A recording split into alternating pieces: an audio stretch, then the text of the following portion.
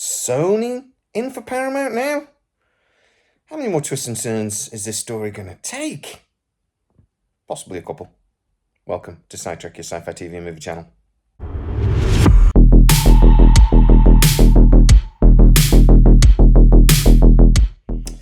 So, right now, Skydance is still in the driving seat to buy Paramount Global, or to at very least get the controlling shares from National Amusements and their CEO, Cherie Redstone. This has caused a bit of upset over at Paramount, and there's already been a couple of executives and board members leaving over this. Basically, the upset is because Skydance are planning to come in and just buy National Amusements shares. This would give them a little under 80% of the voting rights and would effectively give them control of Paramount and Paramount Global. This has upset other shareholders because they're not going to make any money from this. Only National Amusements and Cherie Redstone will. So there's caused a little bit of upset. It is being widely reported that actually currently Skydance are in a 30-day exclusivity arrangement with Paramount Global as the preferred bidder. That is not going to be concluded by the end of that 30 days, and the deal won't be done by the 3rd of May when it's supposed to be done. Business Insider's basically been saying this for a little while now, and to be honest, the market never really expected the deal to get done that quickly. So, what does that mean, and why are we talking about Sony? Well, Apollo, this investment group, did make a significant offer to buy Paramount Global before Paramount went into the exclusivity deal with Skydance. They were going to offer, I think it was something like 26 billion or something. It was a ridiculous amount of money. But Paramount didn't even entertain the deal. They basically were pretty confident it wouldn't get through things like FTC, and there was some questions about the finances anyway. So that deal never got off the starting blocks. However, Apollo are back, and they have a partner, and that partner is Sony. Now, Sony Pictures have basically been having several rumors that they're trying to get in with a other partner. There's rumors about them merging with Apple TV Plus, particularly. That happens every 6 months or so. Sony do a lot of TV shows for Apple. They do a lot of TV shows for everybody, though. And those rumors have been happening for a while, that Sony are looking to merge. Like lots of the big studios at the moment, Disney with Fox, MGM and Amazon, and so on and so on, a lot of these companies are looking to consolidate, particularly when it comes to streaming, which I'm going to talk about in a minute. So, Apollo have got together with Sony, and what's been widely reported is that if the Skydance deal does breach after the 30 days, after the 3rd of May, that would give opportunity then for another company to step in and make a bid. And apparently Sony and Apollo together are planning to do so. This would be a joint bid between them, and it would solve several problems. It would also be a cash offer, and it would be apparently to buy Paramount Global in its entirety, which would make everybody rich, not just Cherie Redstone over at National Amusements. So, what are the issues that I'm talking about?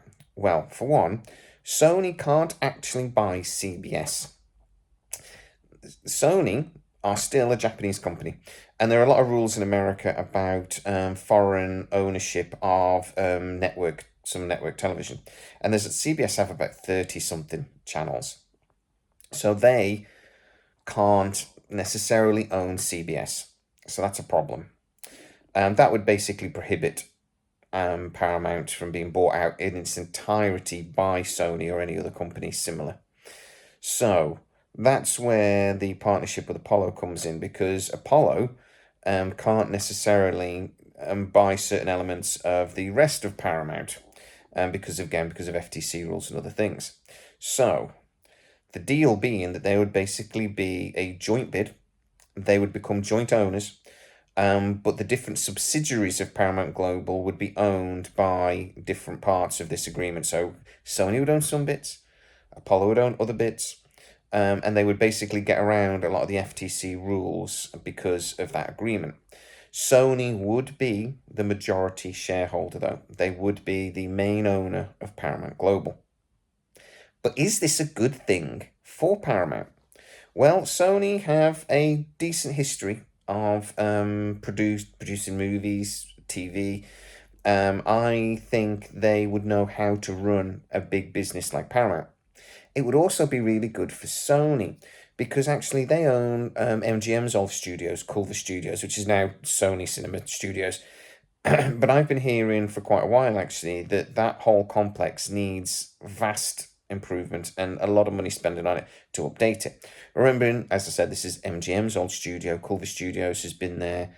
It's one of the oldest studios in Hollywood, basically. So it does need massive investment.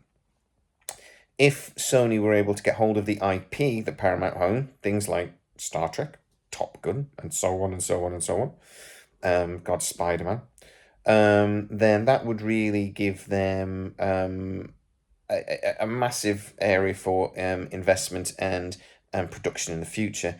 But it would also give them access to Paramount Studios and their space. So basically, what I'm being told is it would give Sony the opportunity to upgrade and redevelop parts of Culver Studios and parts of Paramount Studios while not affecting production. I'm also being told that then there would be a lot of streamlining that goes on in the business, and very similarly to how some experts are saying that Skydance and Paramount joining would allow those two companies to make savings of anything up to $3 billion through cost savings. There's a very similar deal for Sony, that it would really allow them to focus production, to use their sound stages, etc., far more efficiently and to save money across the board. Obviously, this would also mean that Paramount could clear a lot of its debt, which means that, again, servicing that debt is expensive, particularly as its debt has basically been put in as junk status, so they have to pay more interest than if they had a better status on that debt. That actually clearing a significant amount of that debt would allow them to refinance it and hopefully get it at a much better deal. So it's fair to say that the Skydance would have a very similar sort of plan. How about things like Star Trek, though? Well, Sony has a really good history of working with sci-fi. Remembering, actually, that Sony did Stargate for a couple of years, and I would argue did a really good job. You look at their history, though, their movies or TV shows currently, they do have a good caliber of making sci-fi. And other shows like that, to be honest, also shows like Yellowstone. Again, Sony have a good history of doing this sort of thing and doing it well. So, is it a choice between Sony and Skydance?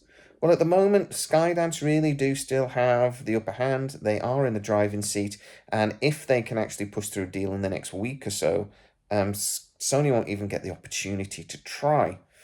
But if there was a choice between the two, I think a lot of people, outsiders, would probably lean towards Sony. They have really good relationships with the studios, they have lots of really good IP themselves, and they have deals with a lot of directors, writers, etc., that would be able to then work on projects over at Paramount, like Star Trek. How would Sony feel about having to work with a company like Secret Hideout? We'll have to wait and see. Personally, I think they'd probably lean towards removing themselves from that deal and actually producing Star Trek themselves. But that's just speculation.